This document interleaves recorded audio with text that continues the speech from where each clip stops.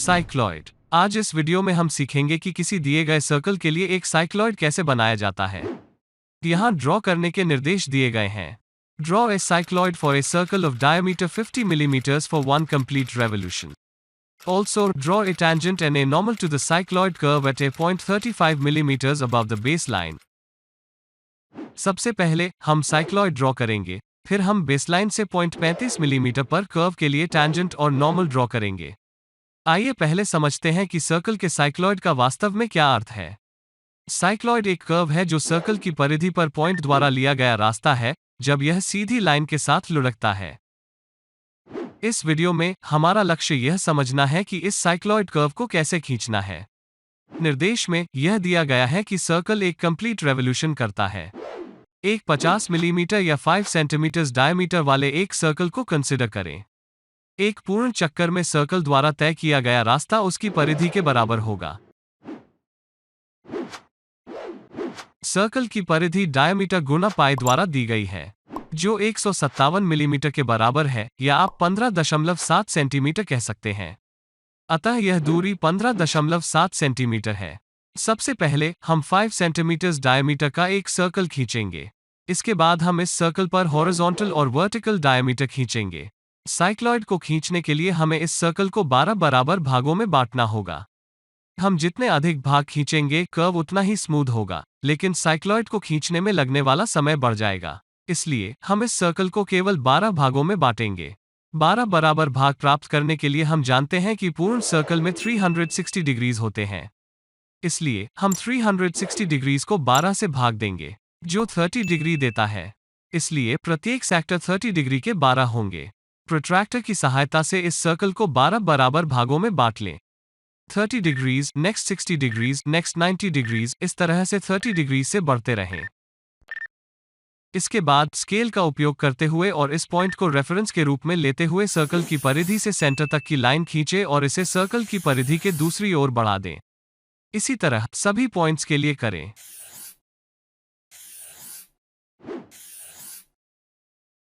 जो कि हम सर्कल को 12 बराबर भागों में बांटते हैं।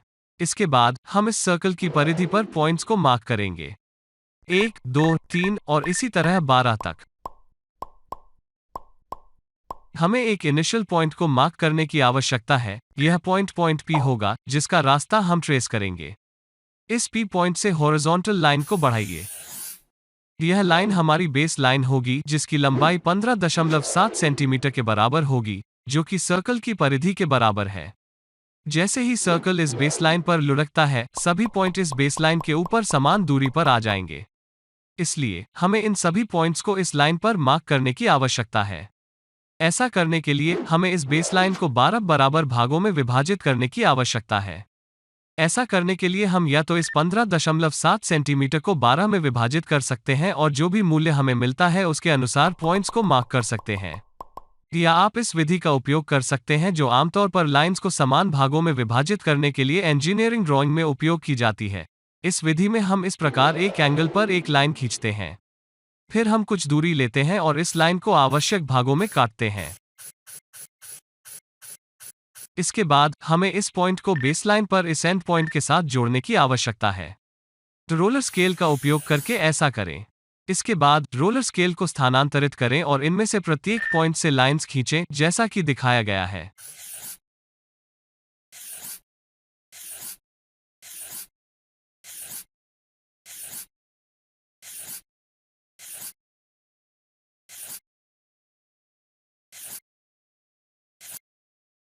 इसके बाद इन पॉइंट्स को मार्क करके लेबल करें, 1, 2, 3 और इसी तरह 12 तक। लाइन को किसी भी संख्या में बराबर भागों में विभाजित करने की यह सरल विधि है, जो कि हमें बेसलाइन पर सभी आवश्यक पॉइंट्स मिले हैं। जैसे ही सर्कल इस लाइन पर लुढ़कता है, हम देख सकते हैं कि इस सर्कल के सेंटर की लोकेशन भी बदल जाती है। इसलिए जैसा कि दिखाया गया है, हम सर्कल के सेंटर से एक हॉरिजॉन्टल लाइन खींचेंगे। इसके बाद हम इस लाइन पर सेंटर्स को मार्क करेंगे, जैसे C1, C2, C3 और इसी तरह C12 तक। इस लाइन को खींचने के लिए एक रोलर स्केल लें और इस बेसलाइन को रेफरेंस के रूप में लें और रोलर स्केल को सेंटर तक ले जाएं और एक लाइन खींचें। इस लाइन की लंबाई बेसलाइन के बराबर होगी। साथ ही दिखाए गए अनुसार वर्टिकल एंड लाइन खींचें। जैसे ही सर्कल इस लाइन पर लुढ़कता है, इस हॉरिजॉन्टल लाइन के ऊपर नए सेंटर्स आ जाएंगे। इन सेंटर्स को मार्क करने के लिए रोलर स्केल लें, इस वर्टिकल लाइन को अलाइन करके और 1 डैश पॉइंट को रेफरेंस के रूप में उपयोग करके वर्टिकल लाइन खींचें। इसके बाद 2 डैश पर एक लाइन खींचें। इसी तरह 12 डैश तक लाइंस खींचें।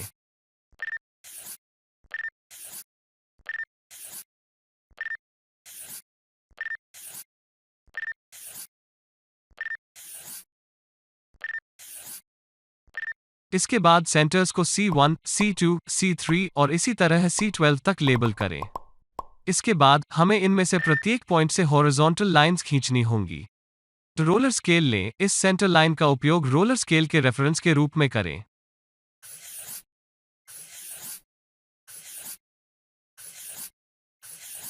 यहाँ हमारा मुख्य उद्देश्य सर्कल के लुढ़कते समय इस पॉइंट से ट्रेस किए गए रास्ते को मार्क करना है। रास्ते को मार्क करने के लिए हमें इनमें से प्रत्येक हॉरिजॉन्टल लाइंस पर पॉइंट P के स्थान को मार्क करना होगा।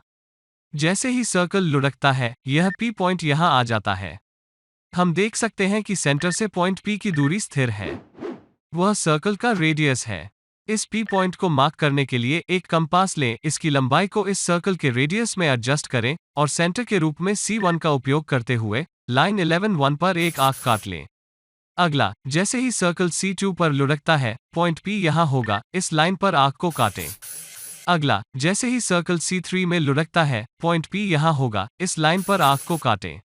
इसी तरह प्रत्येक सेंटर पॉइंट का उपयोग करते हुए दिखाए गए अनुसार प्रत्येक संबंधित हॉरिजॉन्टल लाइंस पर आर्क्स को काटें।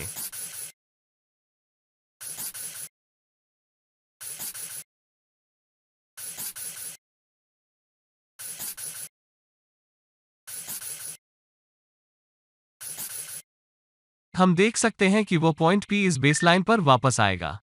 अब प्रत्येक आर्क पर पॉइंट अंकित करें। यह पॉइंट P1 होगा और अगला पॉइंट P2, P3 और इसी तरह P12 तक होगा। इन सभी पॉइंट्स को स्मूथ कर्व के साथ जोड़कर आवश्यक साइक्लॉइड प्राप्त करें। यह हमारा अंतिम साइक्लॉइड है। इसके बाद हमें बेसलाइन से 35 मिलीमीटर ऊपर एक पॉइंट पर टैंजेंट और नॉर्मल खींचना होगा। तो ऐसा करने के लिए हमें बेसलाइन से 35 मिलीमीटर ऊपर एक पॉइंट को मार्क करने की आवश्यकता है।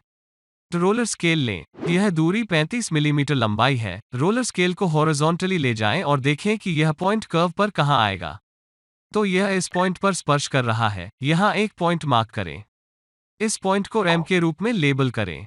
इसके बाद इस सर्कल की रेडियस को कंपास पर लें और पॉइंट M को सेंटर मानकर एक चाप को हॉरिजॉन्टल सेंटर लाइन पर काटें। इस पॉइंट को X के रूप में लेबल करें। इसके बाद इस पॉइंट से बेसलाइन तक एक लंबवत लाइन खींचें। इस चौराहे पॉइंट को N के रूप में मार्क करें। इसके बाद इन पॉइंट्स N और M से होकर जाने वाली एक लाइन खींचिए। यह लाइन इस कर्व के लिए नॉर्मल लाइन होगी। इसके बाद इस लाइन पर एक परपेंडिकुलर लाइन खींचें। यह लाइन इस कर्व के लिए टैंजेंट लाइन होगी।